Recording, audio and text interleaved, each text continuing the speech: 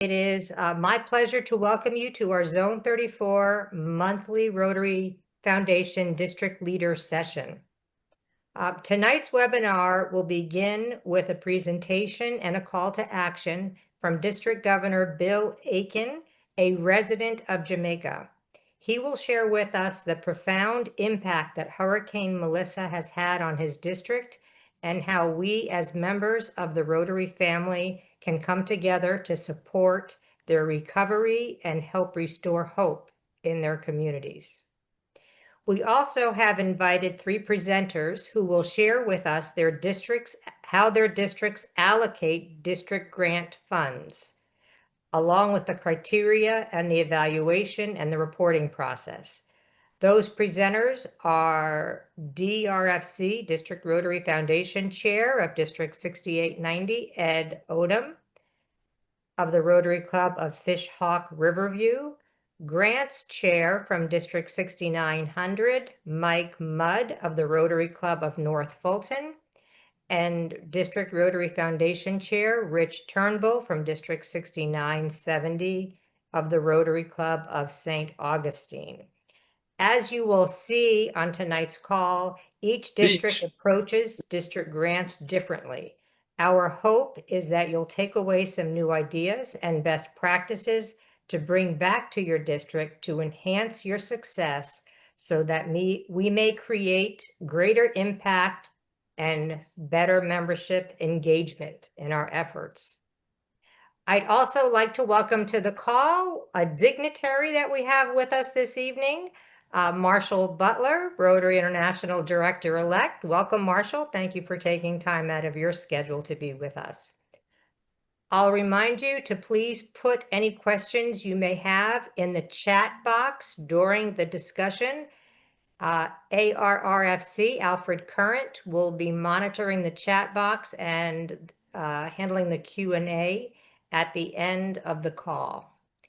And now, without further ado, I am pleased to welcome Rotary District Governor Bill Aiken from District 7020. And we are so very grateful, Bill, that you have taken time out of your very busy schedule and 10 Zoom calls a day to bring us an update on the relief efforts in your district. Bill, the virtual floor is yours. Thank you. Thank you so much, PDG, Jeanette, and good evening, fellow Rotarians. And thank you for the opportunity for allowing me to speak this evening to my fellow Rotarians. So as you would all be aware, a little over a week ago, Jamaica experienced a Category 5 Hurricane Melissa, which directly hit our island. The eye of the hurricane passed over the western end of our island, and it caused severe flooding, damage, dislocation. A lot of persons have lost roofs. So far, the death toll is at 32 persons and rising, and there has been severe dislocation. The immediate needs are, as you would imagine, clean potable water, tarpaulins for persons who need to cover their roofs, non-perishable food items, and clothing. These are immediate needs for survival. Rotary has been involved from the get-go. The clubs in the eastern part of the island have been assisting those in the west, and we have been undertaking a number of deliveries of care packages to persons severely affected. Rotary recognizes that it is not a first responder, and although we have been delivering care packages to persons affected, our strength lies in the long-term rebuilding and recovery efforts.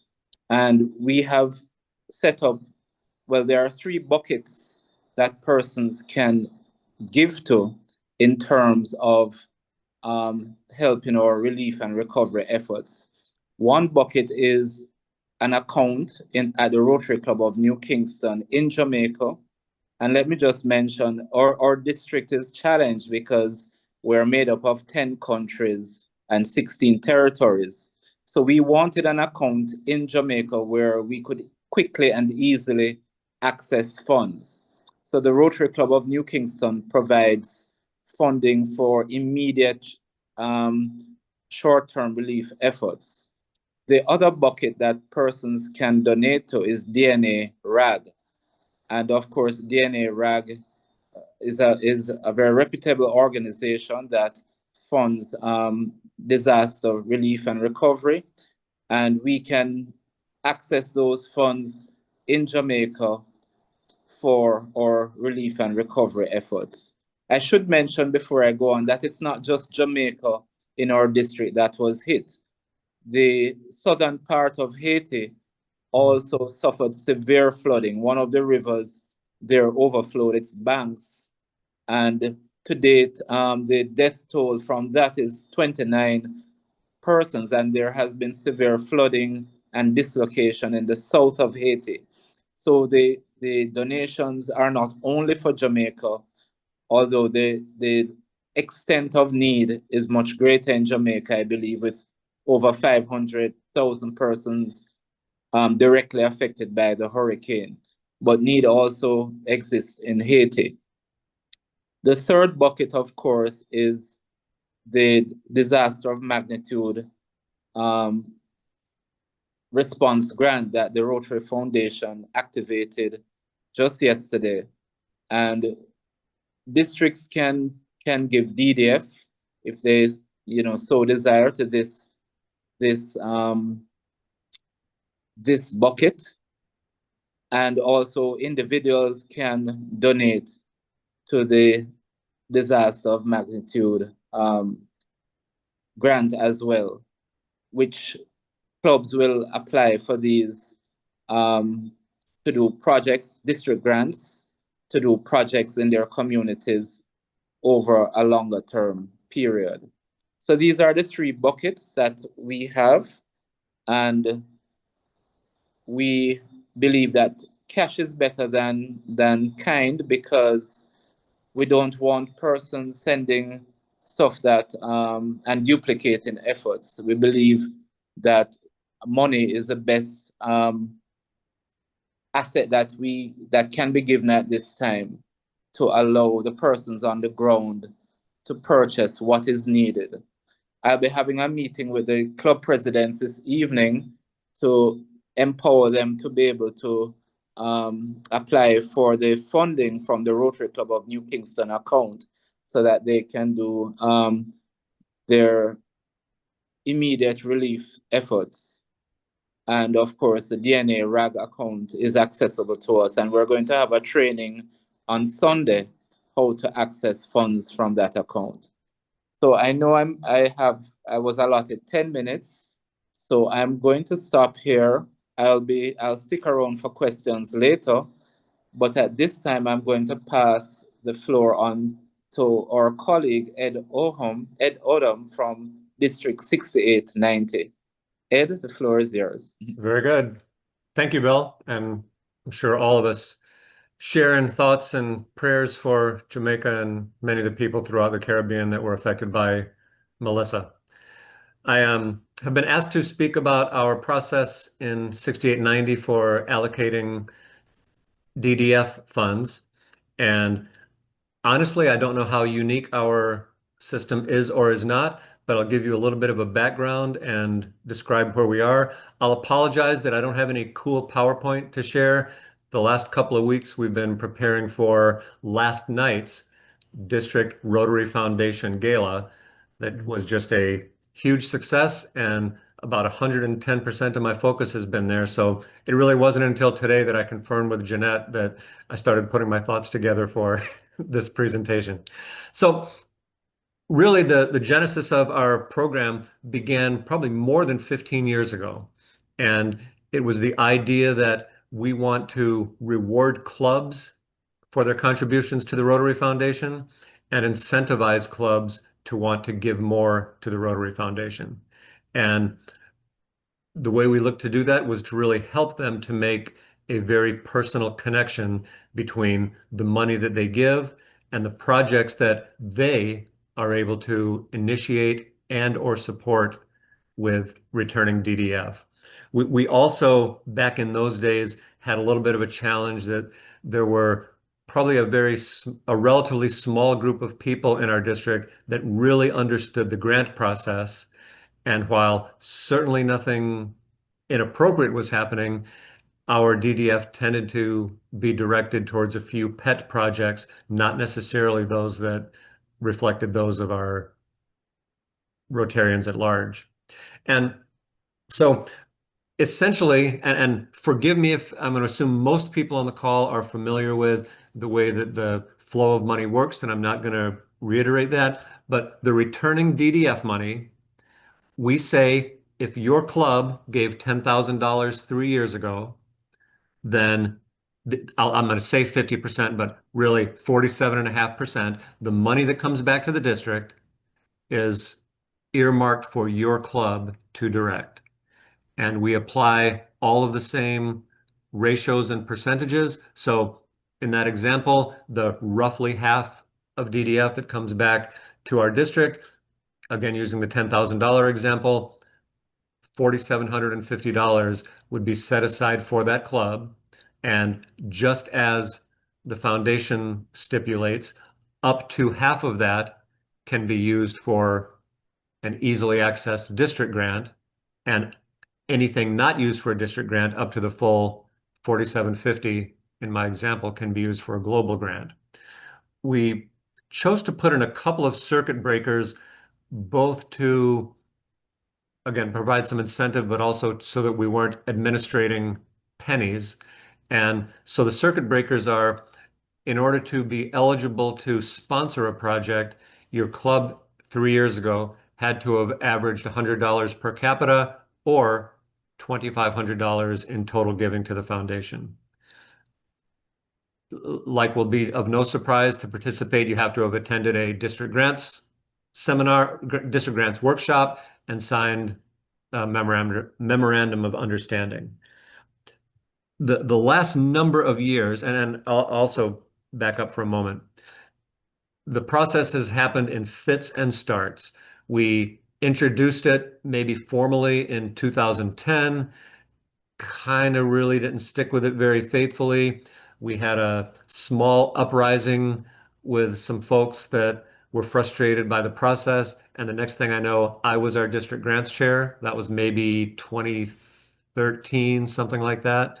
I don't remember what year.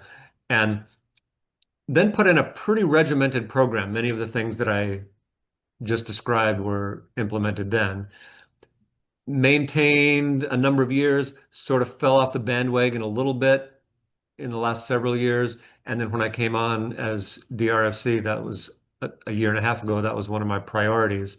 And throughout that time, I can absolutely draw a parallel to the clubs that consistently have the highest per capita giving, are consistently dialed in and talking about the Rotary Foundation at their meetings, are consistently recognizing people for achieving Paul Harris Fellow and other giving milestones, with those clubs who are actively saying, how much DDF do I have coming back?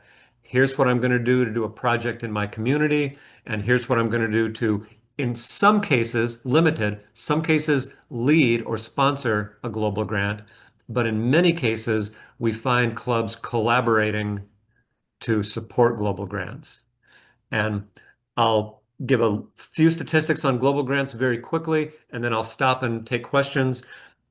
Each of the last 5 or more years, we've had 1 or 2 global grants that have been led by a club in our district, and as many as 8 or 9 other clubs that have said, I want to put my global eligible DDF or a portion of it toward that particular grant.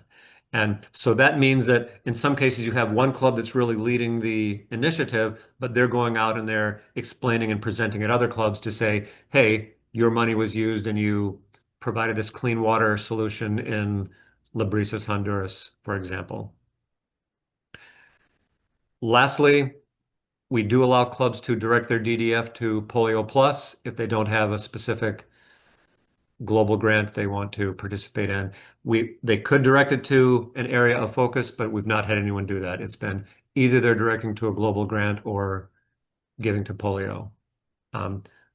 Very lastly, majority of our clubs participate. Last year, clubs directed 97% of our available DDF.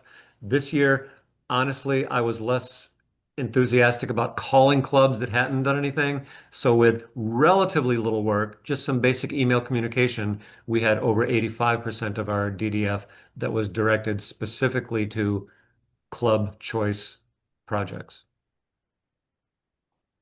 I'll stop there for questions. I think Ed will take the questions all at the end. Oh, good. Okay. So if we could turn it over to Grants Chair Mike Mudd at this time to go over your procedure in District 6900. Thank you, Jeanette. And thank you, Ed. Thank you. My name's Mike Mudd. I'm the Grants Chair in District 6900, which stretches from north of Atlanta south to the Florida border. We fair to say, have a different procedure than what Ed described.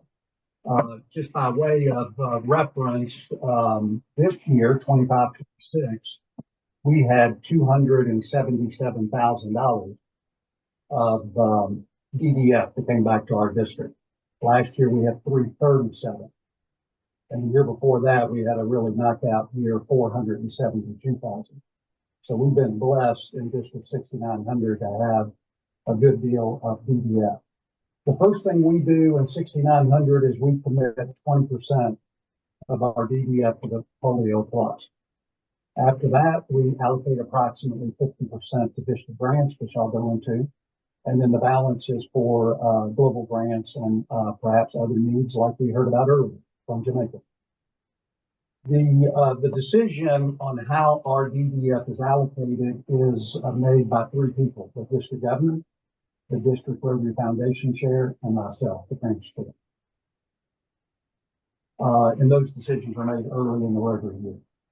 We were asked, do we take advantage of the contingency fund? We do. We use that 20% for basically unforeseen matters. And we have a competitive grants program, which again, I'll come to in a second. We do not use any DDF for administrative costs, seminars, youth programs. In Canada, didn't realize that was an option, but we do not.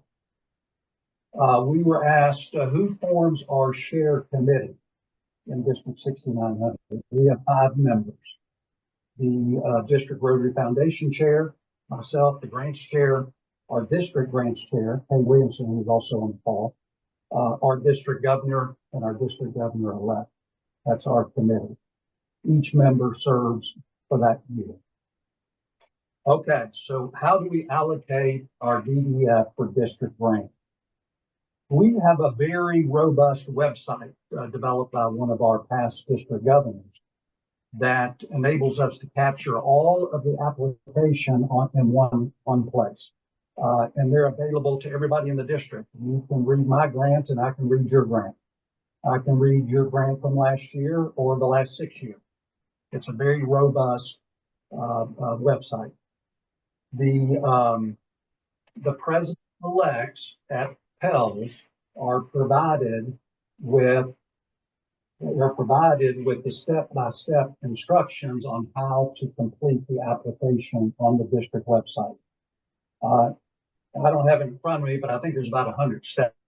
It's a very detailed step-by-step process. The deadline is generally May the 15th, and we seek to submit our grant to the Rotary Foundation in very early July to try to get a quick response. Every club in 6900, we have 67 clubs, every club is allowed to apply for a $2,000 grant. There is no requirement to give to the Rotary Foundation. We believe that is a better spirit for our district. Now the clubs, in addition to the memorandum of understanding, are required. We do have certain requirements, and this is to further really a lot of goals of the district government. The PE must attend PELS. The club goals must be entered in Rotary Club Central. The Rotary Action Plan goals must be listed in DAC-DB. All the club's dues have to be current to the district and to Rotary. And all club officers for the upcoming year have to be included, have to be named. So the essence of the district grant process is it's got to fall within the 7 areas of focus. The application focuses the writer on 5 areas. What's the problem or the need? What's the budget? How are you going to use the $2,000? What are the goals, outcomes, and impact that you hope to achieve? We want detailed about what is the Rotarian involvement. That's a big deal to our district. And the 5th item is public image. We want to, I've been in Rotary a long time. We used to not want to talk about what we did in public, but now I think everybody understands that's no longer the case. So we require public image. Let's see, generally the grants must be approved administratively by the president-elect and the club foundation chair, and that's automatically controlled by our district website. One of the questions that came up in our debrief was when we received the money from the Rotary Foundation, the entire grant amount, we send the $2,000 out to every club that applied, and was successful. Again, they got to meet these requirements I've referenced. And so we give them the money up front. And we historically would write a check. We would have 2 Rotarians sign it. Somebody would type up an envelope. Somebody would go to the post office. Seems a little bit like the last century. So this year we aspire to ACH these funds to our clubs. If I'm invited back next year, I'll let you know how that worked out. Change being recurrent. A couple of little other housekeeping matters. The clubs are required to complete their final report by March 31st. The report's got to contain at a minimum receipts for all expenses, photos of Rotarians in action, and evidence of their public image campaign. Those are the minimum. So basically, if you look at our DDF this year, 277,000, we had a little bit of carry forward, but of the 277, about 100 went to these grants. So approximately 50 of our clubs got a district grant. We also allocate money for competitive grants. We use the same criteria, the same format of applying. And this year we had $30,000 we allocated. They were for grants between $5,000 and $7,000. They have to, we have a committee that reviews those. We have a formal rubric which reviews those 5 areas that I referenced earlier. And the committee is the shared committee plus 1 Rotarian we select to bring a different insight into the judging process. We announce the winners at on the district website and the district newsletter, and we feature one of those winners at our district conference every year. Let them stand up and tell the district about their project. Just to sum up, District 6900 has 67 clubs. We have over 3,700 Rotarians. We have 65% of our members contribute to the foundation. 65. We'd like to figure out how to get to 100, and I hope to learn a few things tonight. Our per capita giving last year was 190 per capita, which totaled $717,000. That gives us a projected $340,000 in 28-29, which is a good year for us. I will make one final comment. It's been brought to my attention. Some clubs the $2,000 grant represents a significant portion of their community service budget in areas that maybe aren't as prosperous as some areas of our district.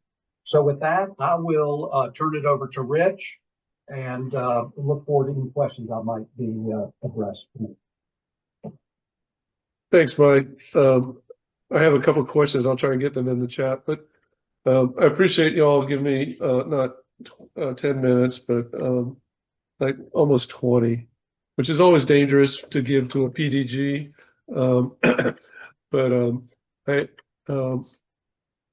And for the record, I just want to note that I am from the Rotary Club St. Augustine Beach, not St. Augustine, because St. Augustine is the Pale Male Stale Club, and no, we're very young, vibrant on the beach. So just to be clear about that.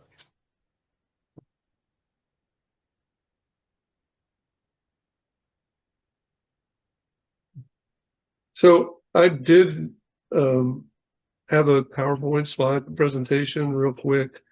I will not take 15 minutes. But we do have a share committee. It is a district-wide committee. That is where the decisions are made. But I'll talk about how that has kind of become a district-wide decision, not just the leadership.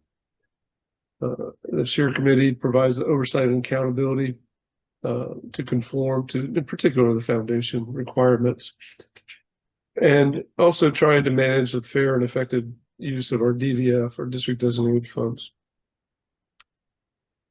And we're really trying to promote impactful local and international projects. We do allow international projects at the district grant level. And just real quickly, obviously, the Governor Corps, the designate, if elected at that point, is welcome on the committee as a non-voting member. The foundation chair, grants chair, global grants chair, a total of 12 folks. And here's what we do. We go back to the previous year, total annual fund giving, the number one in the district, and the number two in the district giving total. Typically it's Jacksonville and Gainesville, our biggest clubs. That has changed lately. There's been some significant giving from a smaller club, which is really good. And then the 1, 2, and 3 per capita giving to the annual fund. And all 5 of these clubs that get this designation are asked to provide a representative for a year. All these are 1-year appointments, including the district governor corps. And so they provide representation for the rank and file of Rotary members throughout the district. And I also mentioned it is a great opportunity for developing leaderships and exposing club members that aren't familiar with beyond the 4 walls of the club to serve in this capacity. And often this is how you can develop leaders that are willing to serve in other capacities at the district level, assistant governor, maybe even stepping into being a president, you know, and on from there. So a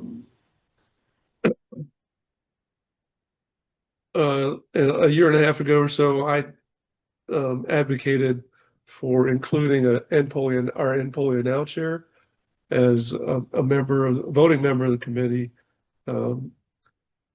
My philosophy was that is our number one goal, eradication of polio, and it becomes a question of where we put some of our money, annual fund, polio, and recognize that we give priority to the polio. We should at least give them a seat at the table for helping making some of these decisions that we have with the other side of the giving. In our case, my lovely bride is our NPOLIA Now chair. I think it was good wisdom that we elected an advocate of polio instead of having her represent on the committee along with myself. The pie chart is not equal, and it's not relevant. It's a concept. We do every year ask the committee for a commitment to how much they want to give to polio. Every year it's been 20% as a tradition, but it is a decision made by the committee every year. And I want to emphasize that. And then my math is not 120%, but it is the remainder of that money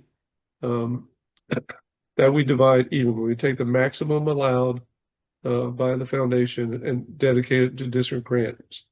And then the other half, of course, and as Ed, I think, pointed out, it's 47.5%, but we all know that. So half and half district and global grant allocations of DDF. I just wanted to touch quickly on our eligibility and requirements. The application process is completely open to all the clubs.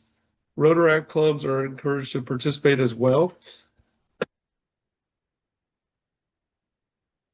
The dues for the clubs have to be current, Rotary National and District currents to be eligible for award of a grant. Excuse me, we base everything on DACDB. We have the grants module. It is very robust. It has got a ton of tools. I'm not going to drill into the weeds tonight, but it is very effective in allowing us to manage our grants year to year. And then we also require basically, club qualifications. We've heard this before. 2 training programs.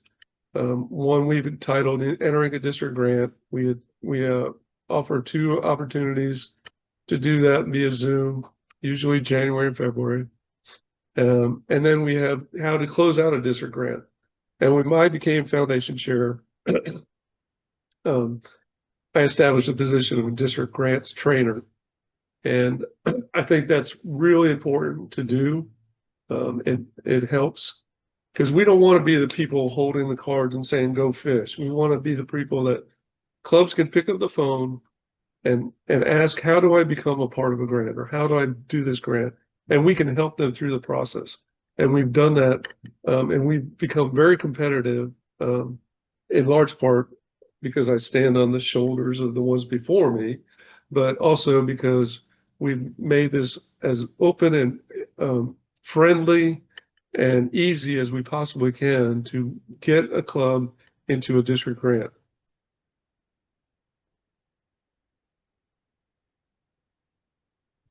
So our applications are due April 30th. You're welcome to put them in before any time in the Rotary year, July 1, but it won't do any good because really they're due on the 30th. And then in May, I convene the share committee and we review and score all the applications.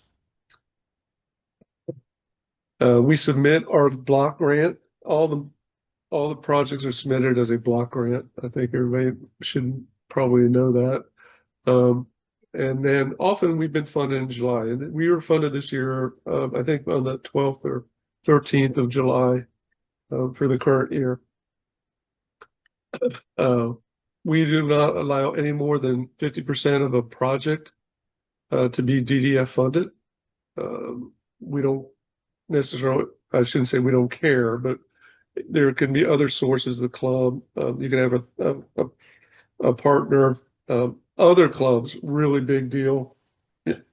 Excuse me. And it is 100% reimbursable process. It has to be shovel ready, and the club has to be able to carry cost. But also, we do offer interim reimbursement. So we try and make it very flexible. Understand if you have a $10,000 expense, we go through an interim process of approval, and we allow that partial reimbursement to occur. There is a $2,000 project minimum. We found that a $2,000 project takes as much work as a $20,000 project, and so we want to be effective and we want to be impactful. We do have, and this is a soft criteria, 30,000 is a max. We have done projects. It's generally 30,000 max. I'm sorry, I misspoke. Generally, our projects are 30,000 or less, but we've had some that are 40 and even a couple that have been over 40,000 as a total. But our maximum DDF award is 30,000 for one particular project. The district does occasionally reimburse grant module cost on the DAC-DB. There's a cost for that module, but every club has access to it. And and training costs, perhaps. Sometimes we've gone live, and there are costs associated with a room that can seat 40 or 50 people in training room with computers. Usually we defer that because we're, as I said, we have been capping out on our expenses, spending all our district grant monies, and we'd rather spend it in the communities. The district usually absorbs the grant module costs and others expenses.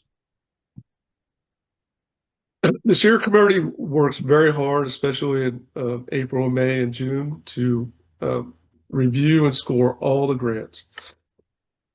And there's typically in our district lately is average about 22 to 25 grant applications in the last 5 years or so. It's a fairly complex scoring sheet. Every committee member completes the score sheet, and then we have to compile it, and they are ranked based on their composite scores for the 1 through 23 best projects. And then we get together and we talk about it. And that is an interesting meeting. And it might it's scheduled for 2 hours, but it often goes longer than that. We base a lot of the criteria, and I don't want to go into the actual weeds on this stuff, but it's very what you might imagine: public image and areas of focus. How many areas of focus does the grant touch on? Do you address public image effectively? Is it sustainable, and how long is that project effective for? And I will say that district grants, when we first started, significantly about 15 years ago or longer, that was very much sustainability. At COVID and afterwards, it is not a requirement of the foundation for district grants to be sustainable. Our committee looks at that, they score it, but it doesn't kick you out if your project really, if you wanted to give to a food bank and it was a good, project and money was available, that could be accepted by the committee. We look at individuals served, cost per beneficiary, the number of clubs participating gets a high score. The more clubs, the higher score you get. It encourages collaboration and encourages impact. One club can give $2,000 each in a 5-club area. That's $10,000. They got a $10,000 match from the district. You have a $20,000 project that can be significant for your community. We score higher if you only need 40% of your budget from the DDF, et cetera. Excuse me. And we look at annual fund club support for the past 5 years. Are they a giving club? Do they participate in the annual fund program? And we do have some subjective evaluations built into this. I just like this project. It's really, so the feel good aspect of it is hard to define. We have a very strong audit and stewardship committee. It's a separate subcommittee under the foundation chair. Grants are required to be closed no later than March 31st. This allows us to really get next year's grants in. That's that whole sequence I mentioned before about May and June approval, getting it to the foundation for their review and approval as a block grant. And again, if this grant isn't closed, then they will not accept next year's grant application. So it's very important that we make sure we complete everything by March 31st. That gives us a month to review and audit those clubs and the grants. We do require extensive documentation. Again, all this goes into DAC-DB. And DAC-DB provides a 7-year documentation window for the storage of these grants, which is what TRF requires. So it's all housed in DAC-DB. It's accessible to all the district clubs, and a pretty simple system to learn and follow. And again, reimbursable program, it only reimbursed after the audit is complete. The audit chair signs off on it, stewardship chair, and authorizes our executive secretary of the district to cut the check. And that is, I believe, the end. And I think at this point, I'm going to be turning it over to Alfred to do our Q&A session. And I hope I didn't take up 15 minutes. Rich, you're a rock star. You're right on target, buddy. So thank you for that. So we do have, it looks like about 4 questions in the chat box. The first one, Bill, Ed, do clubs that contribute very little to the Rotary Foundation have equal access to DDF to do projects? Sorry, I would say they do not have equal access. In their case, their access would be to collaborate with a neighboring club that has been participating. And at the end of our cycle, clubs, and it's not district grants because it's past our time. At the end of our cycle, clubs can request money for global grants, just about anything, if there's leftover funds. But all of the initial money is earmarked for clubs based on contributions 3 years prior, for clubs to access. And I'm not sure if I answered that directly. I think that one was from Bill. Did Bill leave us? Looks like I don't see his smiling face. But Pete asked, he said, good question, same question to him. So the example that a club that donates 0 or very little but wants the same equitable access to grants funding as a club that say would give 50,000. Is that Pete, is that they would in all likelihood not be able to get, and I hate to use the word inequitable, say it's inequitable, but no, if your club gave $50,000 3 years prior, we're saying that's your club's money. And when the money comes back, you have first access to it. okay? The Mike wants to know how many clubs in your district and how many do not achieve your circuit breakers. Yep. So there are approximately 30 clubs in our district, and I'll just say for mine, because I can't speak for anyone else's, it's always evolving. So when I look at the list of 30 today, a handful of the clubs didn't exist 3 years ago when money was being contributed. Some existed and are gone now, and vice versa. So, but of 30, I'm sorry, I'm going to back up one more time. We have been very liberal compared to those circuit breakers that I gave on allowing clubs to access funds. So your club gave $500 or has $500 in earmarked DDF, but you didn't achieve the circuit breaker of 100 per capita. We're going to make an exception. That club's going to get a notification and be told, here's how much money you have available. To your specific question, and I looked because I saw that question in the comment box.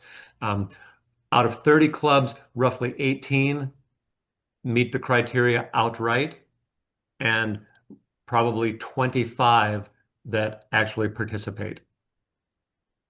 Cool. Okay, that looks like we have a question for Rich. If a club can receive up to $30,000, are they all competitive grants? And does your committee decide who receives funds every year? I'm not sure I understood the question. I'm going with the chat. Let's see here. It says, how many clubs are in your district? Oh, I'm sorry. There's 67 clubs, plus the Rotary clubs. They're all competitive. Yeah, our committee decides every year, and the membership rotates every year except myself and the district grants chair and the global grants chair. And it's rare, very rare that we award a $30,000 DDF grant. Typically the projects, the vast majority, 95% are below 30,000 total budget. Occasionally we get a $40,000 project that the committee goes, this is a great project. There's 5 clubs involved. We're going to fund it, at 20,000. But generally our award is 15,000 or less in DDF. Yeah, thank you. Looks like Bill, looks like I see your smiling face again now. A question of legality, this looks like geared to Rotary International. Is your question essentially, if you don't put any money in, are you supposed to be eligible to get money out? Is that the essence of what you're asking? If I may, so in our district, our staff was that if a club didn't contribute to the Rotary Foundation, we didn't think they were eligible to receive any district grants. And then someone pointed out that, in the RI Manual of Procedures or Constitution, it does say that it should not be a criterion given to the annual fund by a club should not be a criterion on which a district grant is awarded to the club. So I don't know the answer to that, but I'll look at my manual of procedure after we get off the call. But we have been practicing this for quite some time, and I think it would be frustrating to clubs that are contributing to see their money going to things that they have no vested interest in. And I know my opinion doesn't matter. If the rules exist, the rules exist, but this has been our practice now for a better part of 15 years. Okay, Rich has a question that's geared to him. How many clubs generally awarded funds each year out of your 67 clubs? So, and let me just touch on that. We do have in our criteria, I'd be interested to hear what the rules and regulations are from RI, but we do have a criteria that, if you've given consistently to the annual fund in the past 5 years, there's a score, and I think it's 1 to 10. It makes up to 8% of your score out of 100. But I don't think we can give everybody zeros. I don't know that we do give anybody zeros. So I'll be interested in look at that. But it is a criteria for us right now. We have, on average, in the past, at least in my tenure as grants chair with Jeanette, and then DRFC this year, I'm in my final year. We have average, I bet, 22, close to 23 grants, individual district grants. One club has to be the lead, but the participation is probably more like 40 or at least 35 clubs that join the lead club in contributing to that grant. So we have a pretty good representation throughout the district. Good, thank you for that. It looks like Jeanette Loftus has her hand up. And she's on Well, mute. I just checked the terms and conditions, and there's no reference to a club having to give or have not given to the Rotary Foundation or annual fund in previous years to qualify for a grant. However, I will verify that with our grants officer and get back to you all just for that confirmation. Okay, that appears to be, if I've monitored correctly, it looks like we've asked all the questions everybody had. Any more questions? If I can add, just admittedly, I set my timer for 8 minutes for my presentation and thinking there were going to be questions right at the end. So I'm going to take quick 2 minutes or fewer and just add, we're in the process, we're planning for this next year's cycle to start using the DAC2B system for our district grants. We've been on a very simple, but a very paper centric method for both of our district grants and the transfer of funds with our global grants. And I can't remember which, maybe it was both, but we also use or comprise our share committee utilizing representatives from 3 highest giving clubs, 3 highest per capita clubs, district grants chair, district foundation chair. And the last thing is one unique or challenge has been the 20% pledge to polio that I heard someone else lead with. And we too have fulfilled that 20% pledge. In our case, about half of that is individual clubs that are pledging their DDF. And we make up the balance because we're fortunate that we are getting residuals from decades ago endowment gifts that come in, and that is what allows us to fulfill our full 20%, even if clubs haven't all allocated 20%. Cool. Thank you. Jeanette, I don't see any more questions and I don't see any hands. All righty. Very Yeah. good. Well, thank you all to our speakers and our presenters for your excellent ideas that you shared. That's one thing I think we can all learn from one another, that we can do a better job at engaging more of our clubs to participate in these opportunities for district and global grants. Remember that you have many resources with the Rotary Foundation, both online and with individuals in your districts and our paired zones. Also, please remember our friends and our family in District 7020. And Bill, and thank you for joining us on the call this evening. On Wednesday, you should have received an email with instructions on how to direct any unused DDF from your districts. I know some of you are still sitting out there with some unused DDF from 2021, or even if you have extra DDF that you don't anticipate using, there certainly is a great need in District 7020 for our family down there. Refer to that email. There's a link contained within that email that will take you to authorization for that DDF. Of course, check with your district governor first. It's going to require both of you to sign off on that as typical.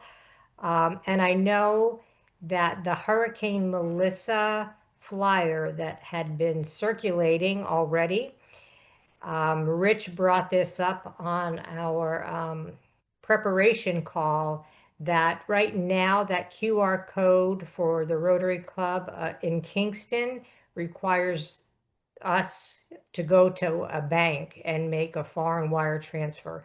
Bill is going to work with our public image team to see if we can't perhaps make that a little bit easier, just by using a QR code to make some sort of a donation, more readily available. So look for some information. Bill, am I correct in that?